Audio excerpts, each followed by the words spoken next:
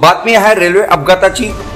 भुसावळ येथून नंदुरबारकडे जाणारी रेल्वे मालगाडी रुळावरून घसरल्याची घटना आज दिनांक 15 मे रोजी दुपारी 2 वाजेच्या सुमारास अंमळनेरच्या प्रताप महाविद्यालयाजवळ घडली आहे। मालगाडीचे लोको पायलट आणि गार्ड सुरक्षित असल्याचे कळते असून मात्र मालगाडीचे इंजिनसह डबे रुळावरून खाली उतरल्याने आजूबाजूच्या रेल्वे ट्रॅकची मोठी हानी झाली आहे। यामुळे सुरत भुसावळ या महत्त्वाच्या रेल्वे मार्गावरील वाहतूक तात्काळ थांबवण्यात आल्याने या मार्गावरून प्रवास करणाऱ्या रेल्वेच्या प्रवाशांना मोठा त्रास सहन करावा लागणार असून अंमळनेर रेल्वे स्टेशनपासून काही अंतरावरच ही घटना घडल्यामुळे रेल्वे प्रशासनातील अधिकाऱ्यांनी तातडीने घटनास्थळी धाव घेतली आहे। रेल्वे अधिकाऱ्यांनी या अपघातासंदर्भात अधिक माहिती देण्यास नकार दिला आहे।